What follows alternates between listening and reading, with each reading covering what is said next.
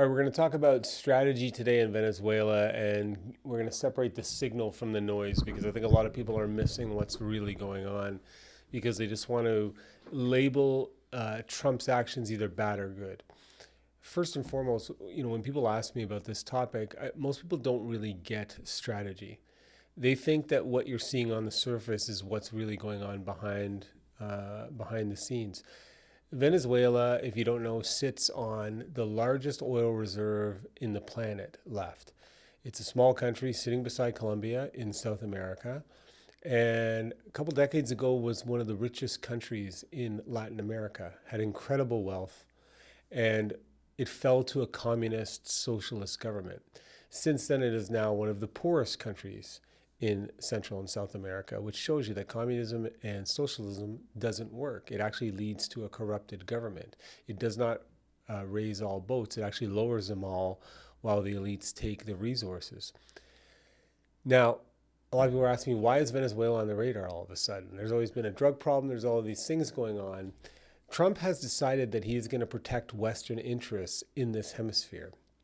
Venezuela sits across the Gulf of America or Gulf of Mexico, whatever you choose to call it, right in America's backyard.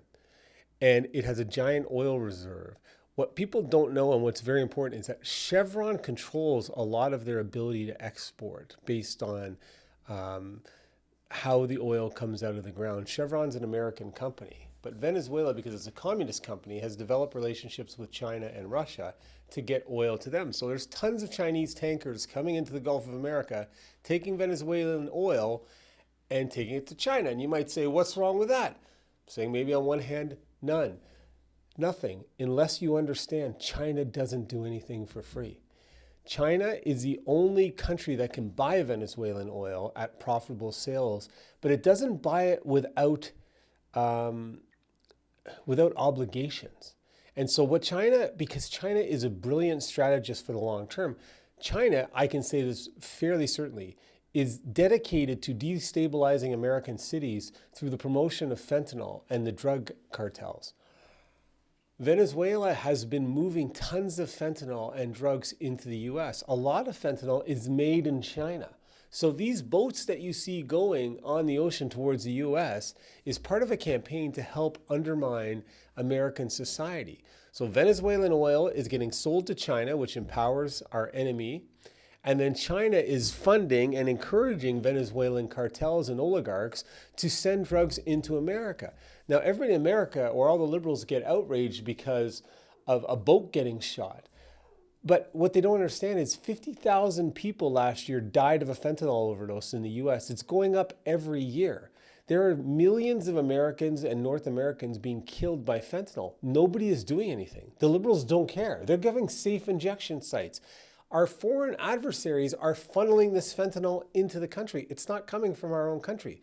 So what Trump has done is say, this isn't going to happen anymore. He went into Panama, by the way, and got the Chinese out of Panama, who were buying up land all along the Panama Canal, which is necessary to get from the Pacific Ocean to the Atlantic Ocean.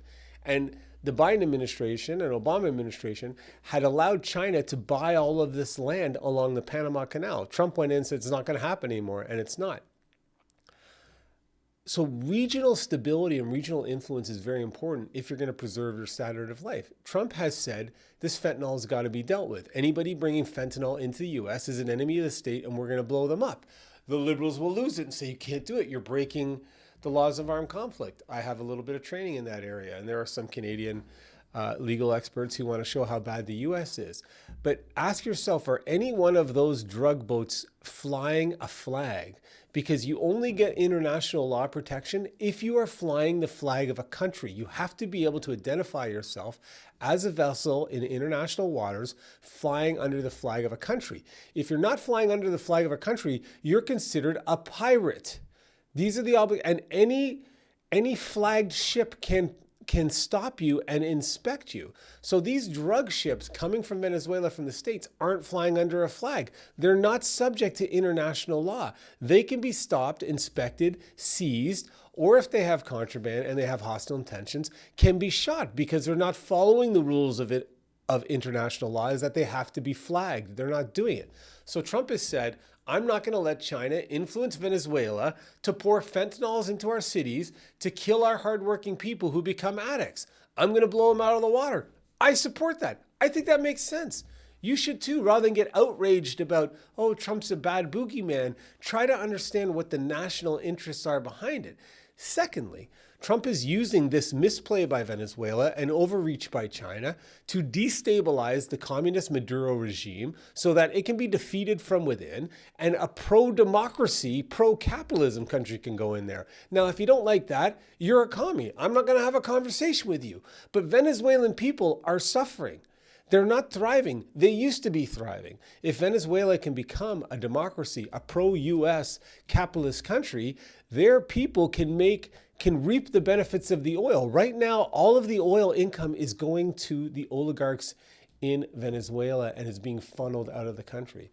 So Trump's strategy, even though you don't want to admit it if you don't like him, is actually quite intelligent. He's going to stop the fentanyl. He's going to destabilize the Maduro regime so that a pro-democracy government can come into place.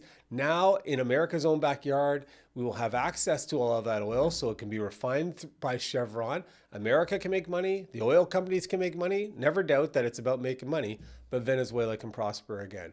So I say, blow those frickin' boats out of the water if they're bringing fentanyl under our shores, because it's killing our people in numbers far greater than anything else we're used to.